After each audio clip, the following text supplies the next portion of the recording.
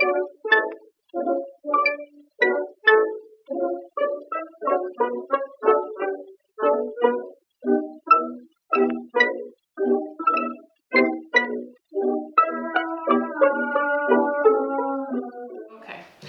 name is Robin Hoffmann. I volunteer with the Cortland County Historical Society, and we're here today with Nancy Hansen, board member of the Elizabeth Brewster House. And I wonder if, Nancy, if you can tell us a bit of the history. Yes, I'd like to. The Elizabeth Brewster House has about a 100-year history. And a woman by the name of Elizabeth Brewster, that's how the name came to be, had two clapboard homes on her property.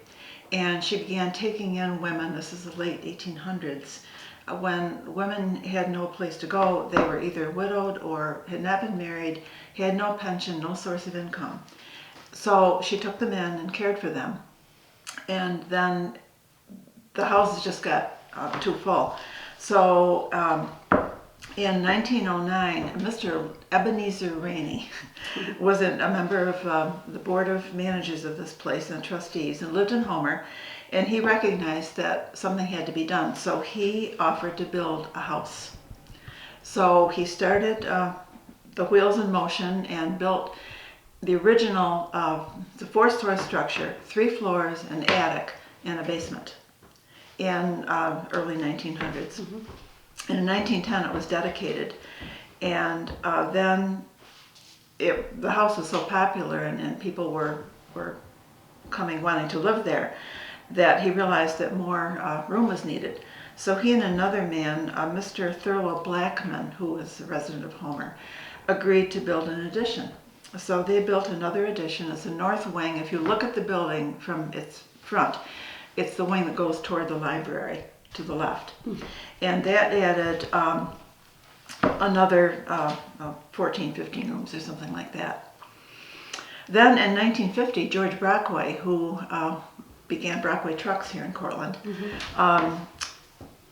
donated an east wing to be used as an infirmary. And at those days, people could stay until they died and actually provided something similar to hospital care at that point. It also had several rooms and also a nurse's station. And then in 1960, the state regulations said that these kinds of facilities could no longer provide that level of care. So they had to be closed. And the rooms were converted into regular resident rooms. And in going back through the history of the house, I read back through some of the old minute books, which is very interesting. Rents were like $2.50 a week. And then people would say, well, I can't afford to pay anymore, so they were left at that level. There was a time when the board members, the house has always been overseen by a board of managers, and board members actually went out and bought the food in some cases. They planted berry bushes on the grounds and raised a garden and canned stuff and had all that. And I'm sure the state put a stop to that too at some point. Can't do that anymore. So then in late 1960s, and this is when the whole issue of long-term care began to be discussed and developed, the state required that men had to be allowed into the house. Oh my goodness. That was quite a controversial matter with the ladies who lived there. It was not popular, but nevertheless, men and couples could be allowed to live there. And it took a while for that to really catch on. I remember the first man who lived there back, I don't remember, probably in the late 70s, I would say early 80s. And since to this day, there are a number of men who live in the house, and it's no problem, obviously. Things have changed.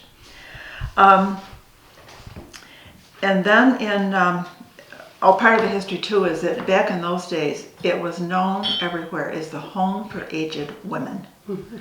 And I still hear that term to this day. And then also in the 60s, the Board of Managers decided to change the name from that to the Elizabeth Brewster House in honor of Elizabeth Brewster. And then in 1992, a large 2-story south wing was built, and that's where you face the building, the circular drive to the right.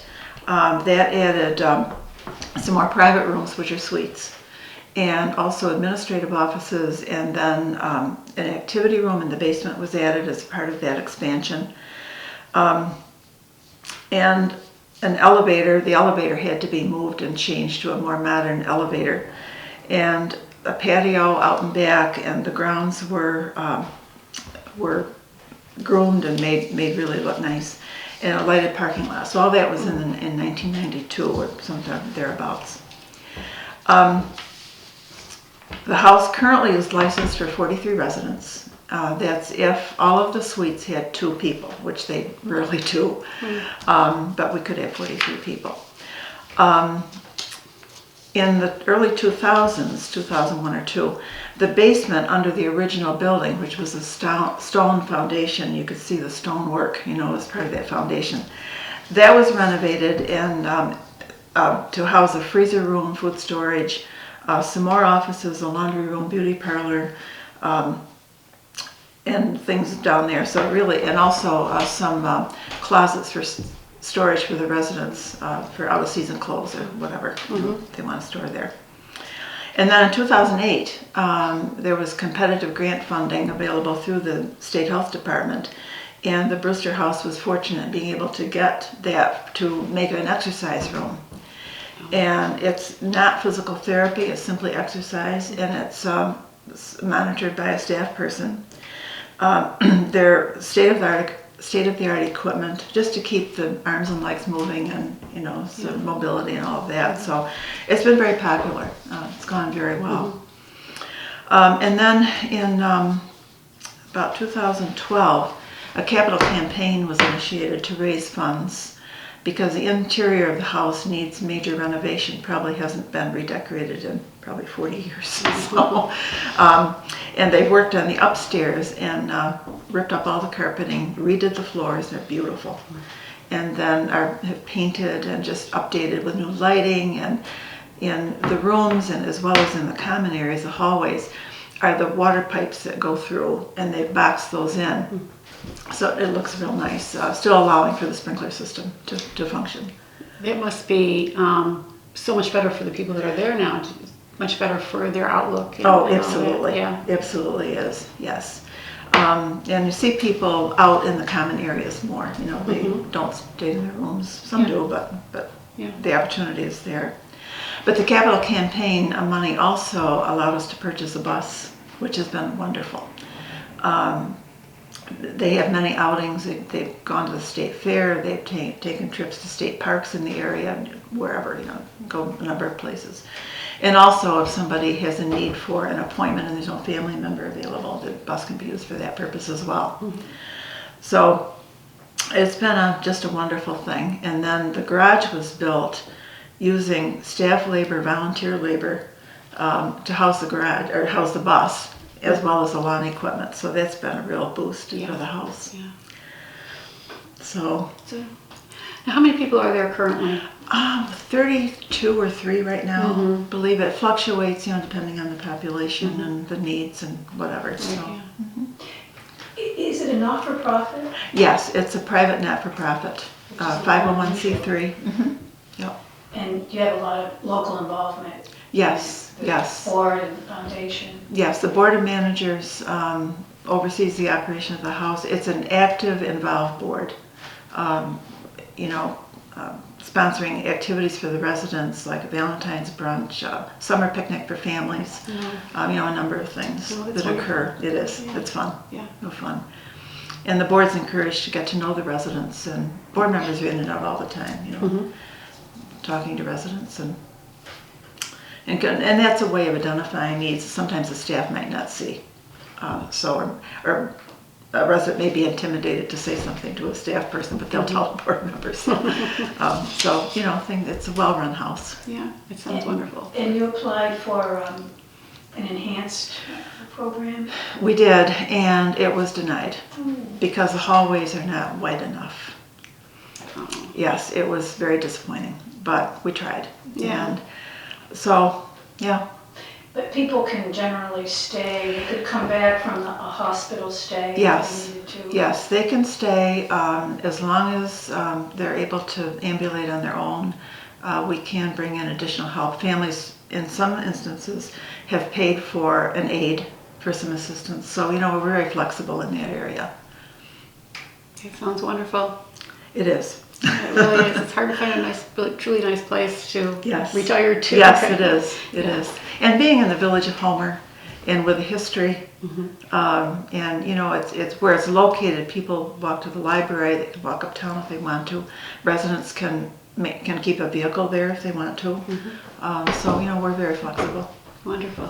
Thank you. Other than the hospital, it's probably the oldest care facility in the county. I would say it must be dating back to late 1800s when Elizabeth Brewster started taking people into her homes.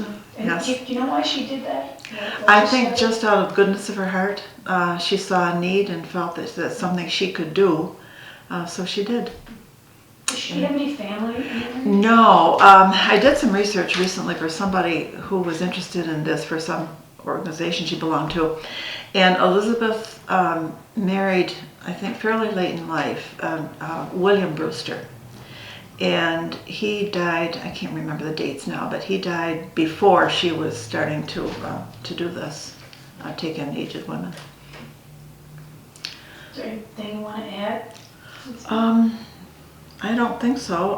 Well, except that people are welcome to come and visit, tour the facility, call ahead so someone is there to do that. We're very happy to have people come in and see it and get information if someone is interested on behalf of someone else. We provide the financial part and all the rest of it. So absolutely anytime. And I hear the food is good. Food is good. Food is good. And that's really important. Yeah. Really important. It's a good bonus, yeah. Thank you. Yes, thank you so Is much. that all? Is that it? We're rolling. Hi, I'm Robin Hoffmann. I'm a volunteer with the Cortland County Historical Society. And we have Nancy. Oh, sorry, stop. It's all right. It's okay. We have Nancy Hansen, who's the former director of the Agency on Aging, the Area Agency on Aging, and has been involved with many of the programs. Would you like to tell us a little bit of history about that? Okay, I sure would. Actually, I want to start with the formation of the Senior Citizens Club program, which occurred back in the 1950s in the YWCA under the leadership of Terry Benedict. She's a person who had much vision and interest in the community and pulling together a group of older people who needed some stimulation and some activity and that kind of thing. This program, or that program at that point, was sponsored under the City Youth Bureau. And then shortly after that, in I think it was the late 1960s, there was a volunteer program created through the state of New York called Serve and Enrich Retirement Through Volunteer Experience. Got that right. And it was a prototype, and it was here in Cortland for about 3 years. And it was throughout the state through that 3-year time period. And that whole idea was getting ready to move into the Retired Senior Volunteer Program.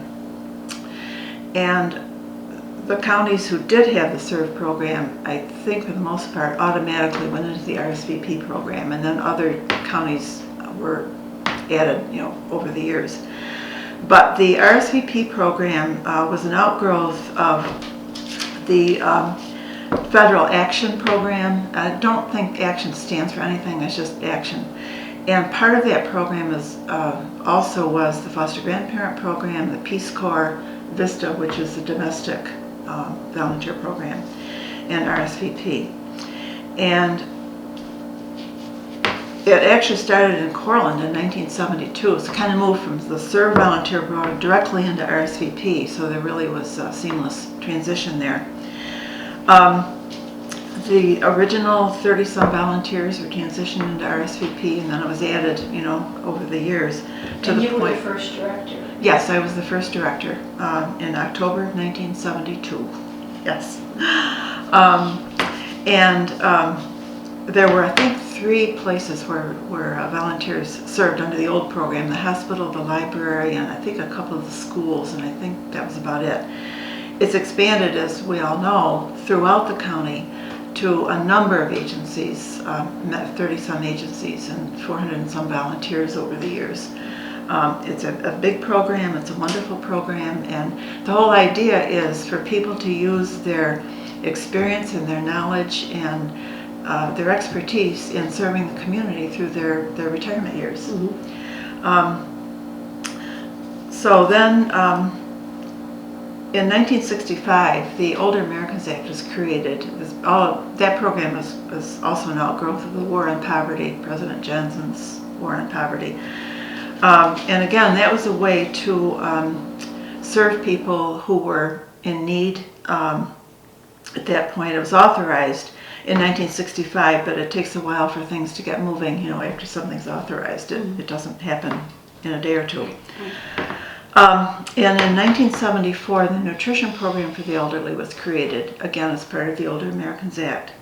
And that started locally with 3 sites. One was at 51 Port Watson Street, high-rise senior building, one in McGraw, and one in Homer.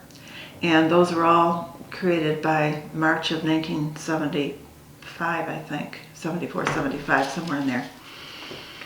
And the idea was to provide a hot noontime meal for people, and they caught on, people attended, people participated, and then over the years, the emphasis grew and changed to become senior centers with other programs, drawing from people in the community, through the other county agencies, Area Agency on Aging being one, to provide that kind of information that people needed to sustain them.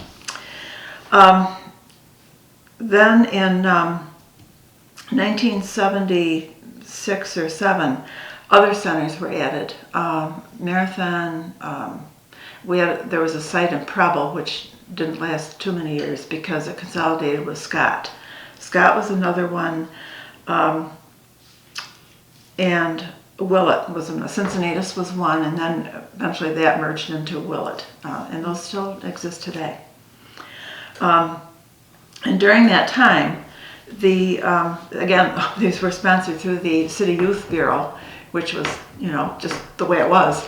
And then when the County Office for Aging, or Area Agency on Aging, was created in 1976, all of those programs were transferred over to the county, sponsorship of the county, Area Agency on Aging. The Office for the Aging, strangely enough, or Area Agency, was the last to be created out of all this. So it was housed in the basement of the courthouse and under the sponsorship of the county. And basically the programs at the time were things like information and assistance, helping people negotiate or navigate the complicated issues that they were dealing with. And then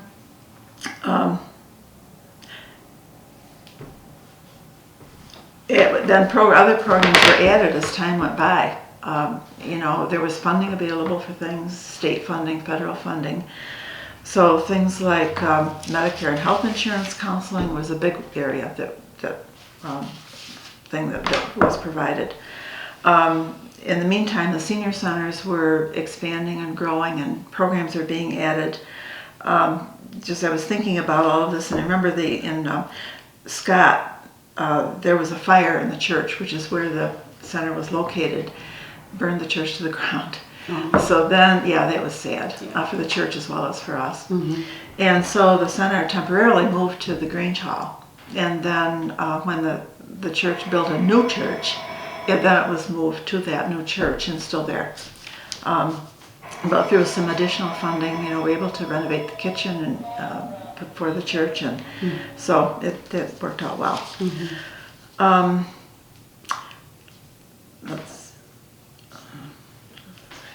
And then other programs like the Home Energy Assistance Program was added, still going.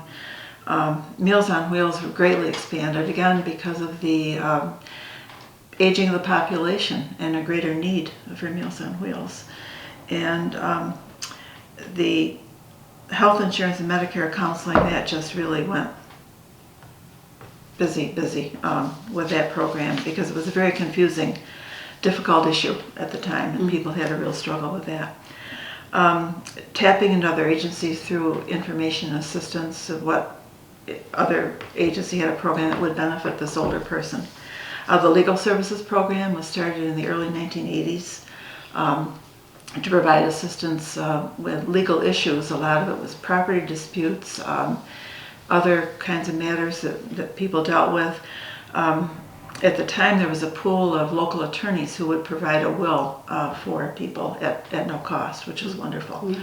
And then expanding the home care services, the expanded in-home services program was created to provide home care for people in their homes. People who were not Medicaid eligible but didn't have enough of their own funds. And this program was designed to use some state money as well as the individual's money, and it would stretch that a little bit further so they could stay home longer and their money would stretch a little bit further to the point where they needed to become Medicaid eligible. So the population continues to grow, and the agency is there to meet the needs of those people, and just continues on and on. It went from when it was established, were there 4 or 5 employees? And actually, there were 4, I believe. The director, information assistance person, which is what the term was at the time, and a secretary. Maybe it was only 3 in the very beginning. bookkeeper? Yes, an accounting person. Yeah, so there were 4 people originally. And the staff grew, and then when we moved to the county office building in the early 1980s, that's when the old school was renovated into a county office complex. And we moved in there with a wonderful central kitchen, and the senior center and all the other agencies were there. So it was kind of promoted as a one-stop shopping. You know, people could come there if they needed assistance from other agencies, they were there. So that was a good move. And Cortland County provides significant financial resources to the agency. Yes, Cortland County has been extremely generous with providing funding for the Area Agency on Aging. And looking in years past, when talking with other directors, you know, they did not have the level of support that we had here. And I think it was wonderful that we had that. But I think they saw that the agency was meeting the needs of people and that they wanted to be a part of that. Yeah, that's great. So. Yeah.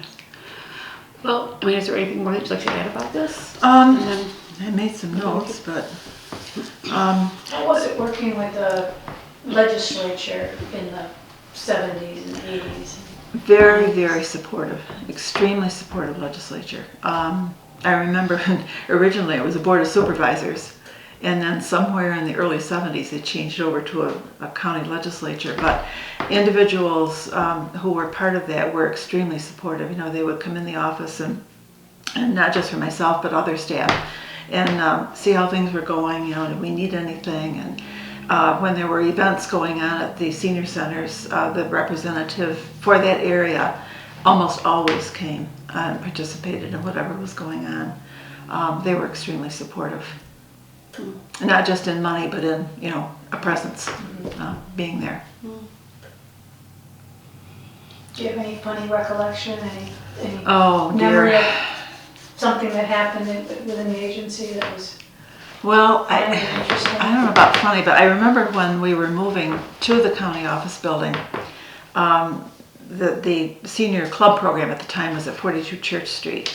They were not happy. They did not want to move. They were going to stay there. And even though I tried to explain all of this, you know, how much better it would be, you know, we'd have this big room that they could meet in and all the services would be there, they finally came around. But it was quite quite an effort. But I remember way back in 1975 or 4, whenever the nutrition program started and was going to open in Homer, the town was very supportive. There was a news reporter at the time who was not supportive. The articles in the paper and the Homer News were terrible. That's when they had a reporter from the Cortland Standard in each of the communities. And this reporter just was so negative. Nobody needed that program, and this was a welfare program, and these people were coming in, didn't need it, and on and on and on. It was horrible. But it was interesting. She came around over the years and actually became a participant in the years. So, yeah, there's some very funny things that happened. I mean, it was kind of sad at the time, but it all worked out. Yeah. So I don't know. I guess if I gave it more thought, I could. No, that was. Yeah, that was great. Yeah. You said that you've been in the area for several years. Yes. Can you think of anything, the changes that you've seen and noticed over the years since you've? Yeah, I think, well, when I came to Cortland, there were stores on Main Street. Main Street was wonderful. Mm-hmm. And, that's gone. I was able to allow my children to walk to Parker School and walk to the park. And if I were in that same position today, I would not allow them to do that. Right. Just because of the change in what's going on in the community. That saddens me, and it's not just here, but it's everywhere. And it's unfortunate that we have come to this place where you can't allow your kids to go to the park and play without supervision. Mm-hmm. So, as far as other changes, I think it's what everybody else is observing. We're growing, not in numbers of population, but our population is changing. And I think the agencies, not just the area agency, but others are working to meet the needs of that changing population. So that's a bit different. This has just all been so positive and lovely, I mean, I just think that detractors, they shouldn't go public with it personally, it's my opinion. Mm-hmm. But you're doing a wonderful job. You're doing a wonderful service to this community. Thank you. I'm retired about 16 years ago. Mm-hmm. And I know that things have changed in the area agency on aging, and they need to, because of the different population and different needs within that population. And funding has changed. Mm. And personalities among the governing bodies have changed. So, you just have to work to meet those needs as changes occur, and just be ready to step up to the plate and do that. Be progressive. Absolutely. But I think the thing that pleases me is to see that things have changed, but things have not changed. Mm. Many of the programs are a little bit different because they need to be. But basically, the intent of the agency has remained. The emphasis on serving the people who need the services has not changed. And the programs are there, except where they've had to be changed because of funding or other state directives or whatever. So that's been a real positive thing for me. So I was just wondering also, do you have a favorite place here in the Cortland area? Well, there are a couple of things. I think the Historical Society is a wonderful place. The resources that are here, and even though I don't have ancestry here, I've enjoyed looking at the resources that are here, and the programs that they are providing for the community, I think, are a real asset. Mm-hmm. Another place I would mention is CRT downtown. I think that is just a huge boost for the whole community, but also for downtown. I think it's just a wonderful thing. And as far as the whole area, being on the edge of the Finger Lakes, being close to some larger cities, if people want to go to those larger cities, that's an advantage. But I think the area with, the Finger Lakes area, the wineries, the beauty of the area of the lakes, I think is a real advantage being here. Yes. You're kind of unique in that you have 2 out of your 3 children that still live here. Yes, I do. They haven't all moved away. No. They're, I know. Yeah. Very fortunate. I am fortunate. One is a farmer. Mm-hmm. Yep. One married to a farmer, and that's a whole interesting.